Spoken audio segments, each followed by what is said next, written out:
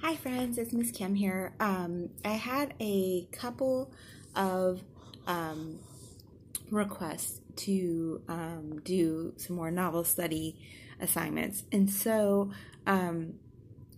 the author that I want to introduce you guys to, and many of you may have already been introduced to this author, is one of my favorite authors, Neil Gaiman.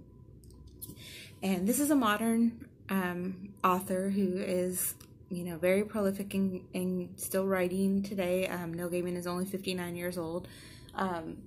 So Neil Gaiman is the author behind a lot of stories or movies that have been made that are based on his stories that I'm sure some of you are familiar with. He wrote the book Stardust, which was made into a movie. He wrote one of my favorites, The Graveyard Book, which is currently being made into a movie. Coraline, which I know probably everybody has seen. That movie that is based on a book that he wrote as well. He wrote, and this one is more an adult book, but American Gods and Nazi Boys, which there's I believe an HBO show that's based on those books. Graphic novels, The Sandman. So he has written a lot of things that have been made into movies. Neil Gaiman was born in the UK. He's originally from the UK. He now lives here in the US. Growing up, he was a kid who was kind of a lonely kid. And both of his parents worked, and so especially when he wasn't in school, what they would do is take him and drop him off at the library because there wasn't anybody to really watch him, and it was a safe place for him to be during the day while they had to work. And so he spent a lot of time at the library just reading everything that he could get his hands on and befriending librarians and, learning about the library system and how to get books from other libraries and just reading basically anything he could get his hands on. He particularly had a love of stories sort of in the fantasy realm. Authors like Tolkien, who wrote the Lord of the Rings trilogy and The Hobbit, and Edgar Allan Poe, who you guys know we read and studied a little bit about, C.S. Lewis. So a lot of these authors who wrote sort of fantasy and oftentimes some sort of dark and different kinds of stories than other authors. So he was really into those types of stories, particularly as a child. As he gets older, he is interested in being a writer, and he starts out his career as a journalist. So he's mostly doing he's not writing any fiction at this point. He's doing stories about people and things for magazines and newspapers. Actually, the first book that he writes is actually a biography. His first two books actually were biographies. The first book was a biography about the band Duran Duran, if any of you guys know who that is. After he writes these couple of biographies, he does get into fiction by the way of graphic novels. So the first graphic novel that he writes is called The Black Orchid, Orchid, not Orchard, Orchid, which is put out by DC. And then he writes this really famous series of graphic novels, The Sandman. And so those are really, really popular, lots of different volumes of that. Gaiman writes stories really for all ages. He writes stories for really young kids. He writes a lot of his books and stories are for your age. And then he also writes books for adults. Some of the books that he has that are for kids are, like I said, Coraline. The Graveyard Book is a great one. He wrote a story called Odd and the Frost Giants, and he also has a story called The Wolves and the Walls, which not made into a movie, but was actually made into an opera, which is really cool that his story was turned into an opera. And on that note, and with the Odd and the Frost Giant, a lot of Neil Gaiman's books, and sometimes you don't realize it unless you're really looking for it, or like maybe later something will you'll read something and it'll remind you of something that was in his book. But a tremendous amount of his books and stories have their roots in mythology.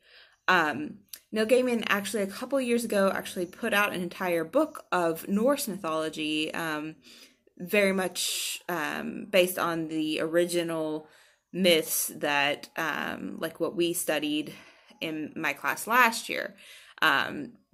That is great. And there's an audiobook version of that as well.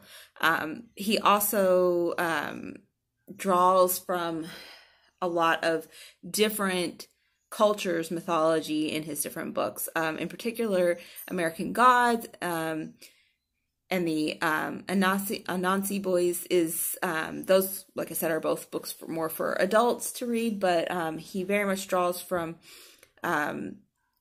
Celtic mythology, Norse mythology, Egyptian, African, Christianity, Roman mythology. There is a variety of references to different cultures' mythologies in those stories. And even in the Graveyard book, there are some references to some things that are very much based in Celtic mythology. He also co-authored Good Omens, which is a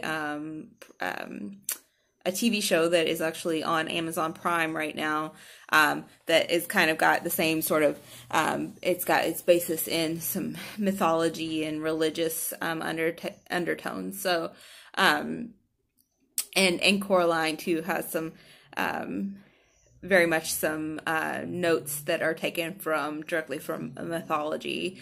Neil